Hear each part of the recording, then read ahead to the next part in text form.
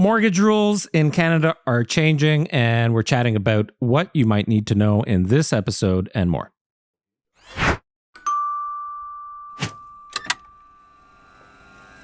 Welcome. I know I was telling Robbie, I feel so weird sitting at this table. I think it's just because we're so close to each other. It is. It's way too close. Yeah. There's not even enough room here. And I felt the angle with this camera over here when it switched to that one in the last podcast.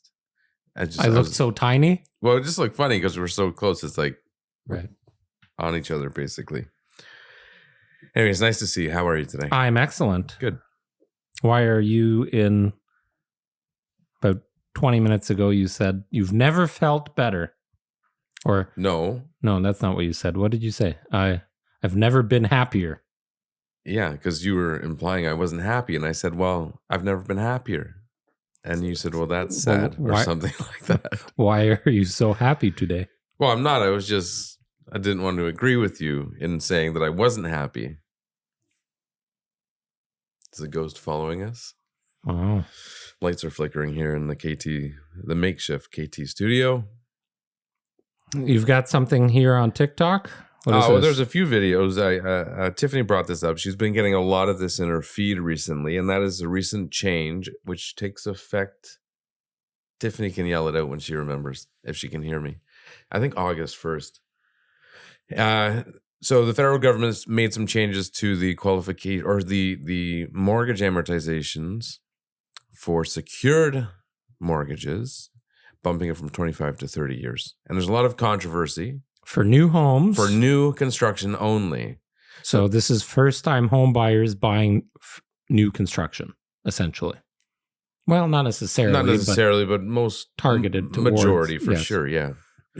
So the controversy is, well, I mean, some people are just saying, they're just giving us debt for longer, which doesn't help anybody. There's other people saying, there's nothing. Okay. The government's in cahoots with the developers.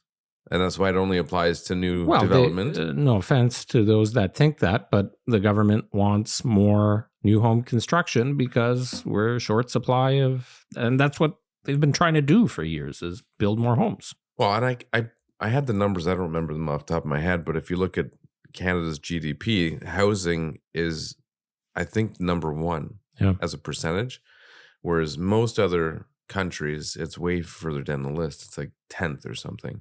So the government's obviously going to try to inject some activity into that market because it's such a big part of our economy.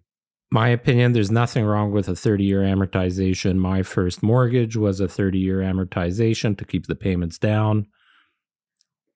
Really, I mean, if it makes it affordable for somebody and you got to pay a little bit more in interest in the long run and stretch it out, so what? Right, but I'll say same as you said, the argument about how many people are actually staying in that house forever.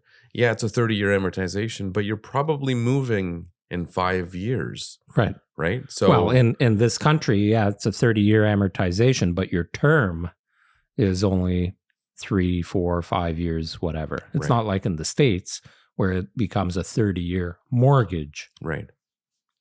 Yeah. So I think it's all good because I did the math. People are buying cars amortized over 10 years now, 120 months. Depreciating assets. You don't hear people out there talking about that. Can you imagine now? Because think about the average price of a car. Well, it's not only that, it's that they go to trade it in 5 years and they still have 4 years left. So follow me on this. The average price of a car now has got to be 40 grand. Brand new car. No. What? No. No, it's still in the average car? Average car. Yeah, still in the 20s for sure. 20s? High 20s. Average? Yeah. Robbie, can you search that while we're here? Average price of a automobile in Canada. Well, a Toyota Corolla costs 30 grand now. No, it doesn't. What fucking planet do you live on? Well, we're going to find out in a minute. Well, I want to know the prices, the range of value for a Corolla. Range, average price of a car in Canada. Okay. $67,000. That's not right. There's no way.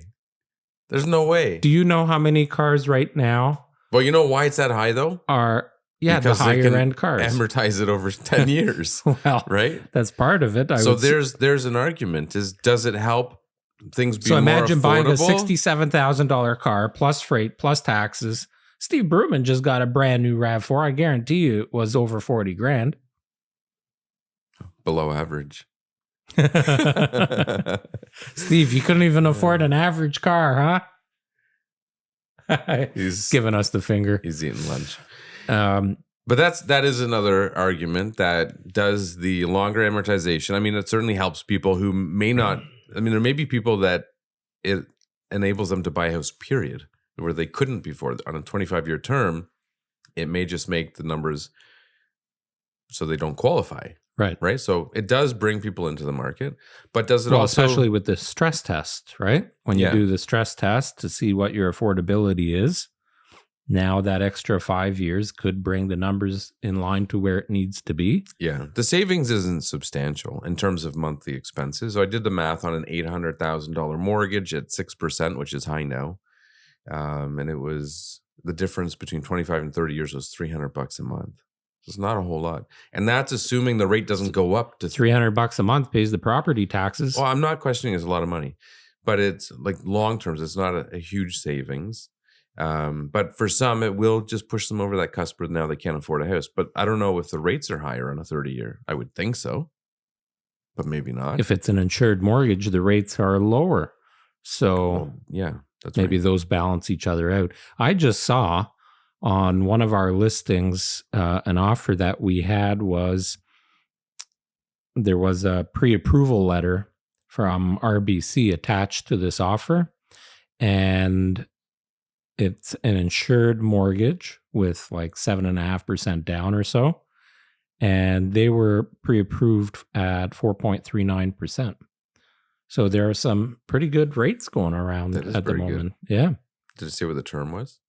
I didn't look at the details. I believe it was 5-year, 25-year AM. Nice. Yeah. That's coming down. That's good. Yeah, the bank's looking to pick up their business a little bit. Did you know RBC bought HSBC? Yeah, that's old news. Yeah. Did you just find that out? Yeah. Yeah. It's just now it's official. Now it's official. Yeah. Yeah. Like HSBC is officially gone. Right. I don't know if that's in Canada probably.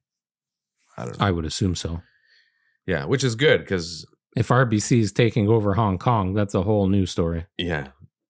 HSBC is not that prominent, and our brokerage, for whatever reason, used HSBC, which it'll be a lot more convenient now having more branches available. Sure. That's all I had to say about that. So do you think that these new announcements are going to put fuel to the market? Do you think there's no change? Do you think it's...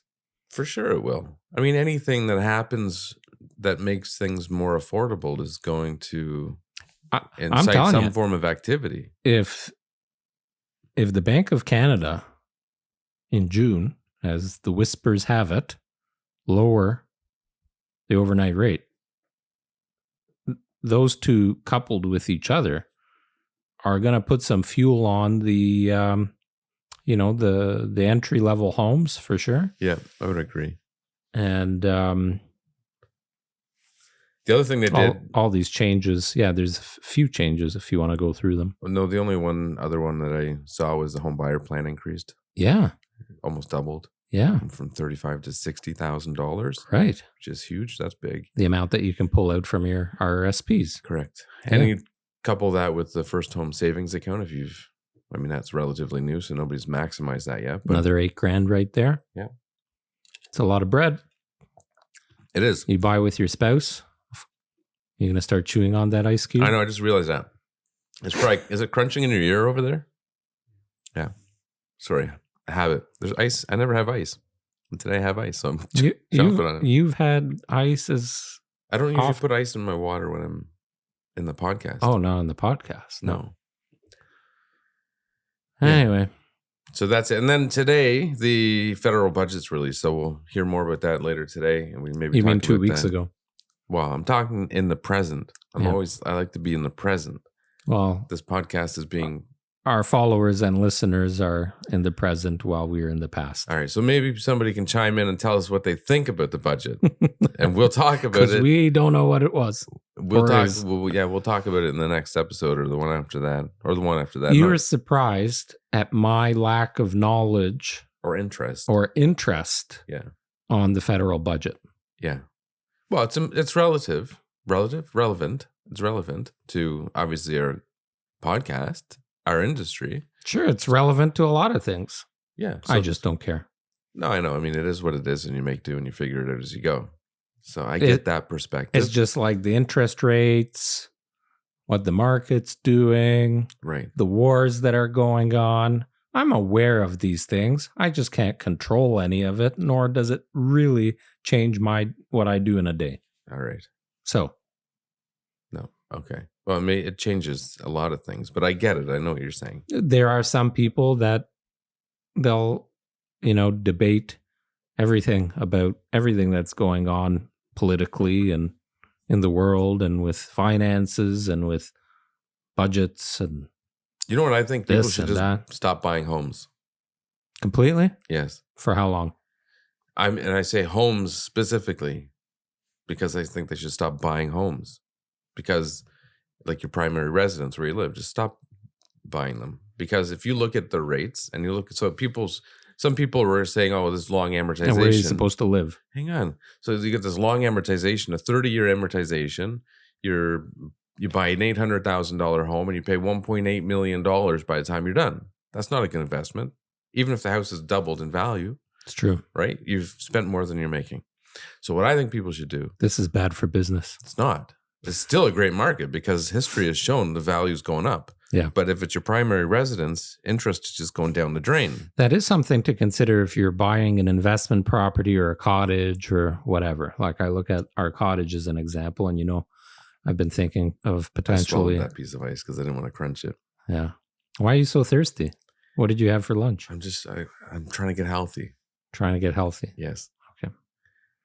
So now I forgot what I was going to say. Oh, the cottage. Cottages. Yeah. Owned it for 7 years. And some people say, oh, well, you made a lot of money on it because you bought it 7 years ago. Yeah. Well, I think I talked about it in a podcast a few episodes ago. And I showed it to you, my mortgage statement. That was for last year. For 2023. Mm-hmm. Principal paid was $22,000. Interest paid was $22,000. Principal paid was $21. Literally. Yeah. It all, because I didn't change the payment. Right. So over that 7 years, you add up all that interest. Well, there goes the equity. So what did I make? I made nothing. I might as well have taken that money, put it into an EFT or an ETF or one of these great investment schemes these days, and probably would have done much, much better.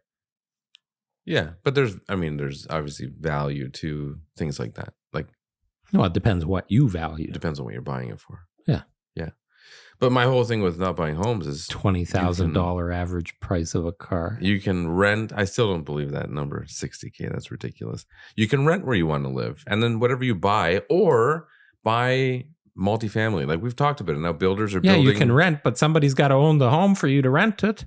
Yeah. So buy an investment property. Yeah. Or buy a house that has a second dwelling or a third or a fourth, right? All these municipalities now are finally getting up to speed with the provincial requirement of allowing more units to be built within one property. Actually, Oakville tweeted today that they have released some of their proposed changes to accommodate 4 units on a lot. Yeah. So, 3 within a 2-story house, including the basement, and then the accessory dwelling unit out back.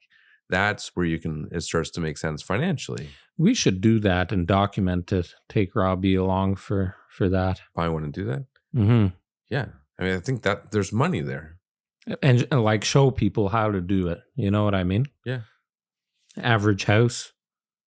You're limited. I think those are going to get scooped up quick. I think those are properties people should start searching for, is older lots, bigger lots, smaller homes. Yep.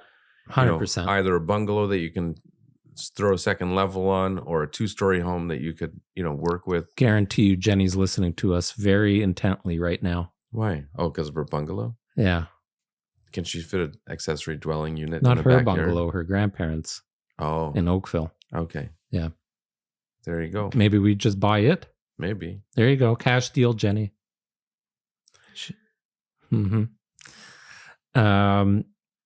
There's been a lot of chat about the prices of homes right now being kind of stable. Do you think your prediction is still on point for this year? Well, the first quarter would prove me wrong. First quarter definitely prove you wrong.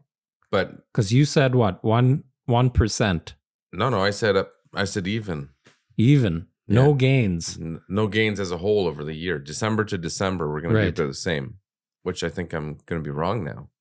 But the market is shifting again now. It's going back down. So there was... It pulled back a little bit in the last couple of weeks. We had a couple of weeks Great time to buy. It was... There's still a good time to sell, lots though. Of activity. If you have a clean, well-maintained home... There's a lot of shit on the market. There's a lot of crap, like literal crap. You walk into these homes and they stink. Yeah. They're dirty. They're poorly maintained. Like, if you're trying to sell your home, could you, like, clean the damn thing? I saw one today. It was pictures of a picture. Pictures of a picture? The listing was pictures of a picture. Those were the pictures for the listing photos. Oh, my God. Yeah. I don't know how they did it. Maybe, like, literally took a picture of a screen or something. Because they didn't know how to right-click and save. Oh, wow. Anyways. Yeah, so lots of stuff out there that's not very attractive. So the nice homes are still doing They got a good deal on the commission, though. But there's also a lot of, there's also a lot of poorly priced homes. Like I'm doing evaluation because I'm going to have a conversation with clients today about how to price and strategize for their listing. And I'm just out there just shaking my head at some of these houses that have been on the market for a month and they're hundreds of thousands. Literally before I sat down, one of my clients messaged me and said, I can't make my head around the current price. Like, why is this home priced this way and the other one sold for X? And I don't know what's going on. It's a bunch of realtors that don't know what they're doing, coupled with a bunch of sellers that have expectations that are unrealistic. And I think there's all this crap happening in the market right now. These new announcements, the rates are going to change. This is a weird year. I've never met more shady real estate agents in my career as I have in the last month. Really? It's weird. Why do you think that is? I don't know. They're just all coming out. I can't tell you why. But I'm learning how to deal with them and very quickly pick them out of a crowd. Right. Anyways, that's it. You're shady. Yeah. I'm calling them out on it now. Oh, I do too. Yeah. But they deny it up and down, but they're just right. Well, some of their clients are just as shady. Yeah. So that's quite possible. Yeah. Maybe they all know they're shady. Well, we don't deal with shady people. Shady people don't deal with us. Why do you think that is? I guess you are what you eat. On that note, Adrian's he's ice. Cold as ice. That's it for me. Okay. We'll talk about the budget next time. Quick and easy. Yeah. Fuck the budget. Ciao. Bye. Thanks for watching. Thanks for listening to KT Confidential, the real estate podcast. We'll see you next time.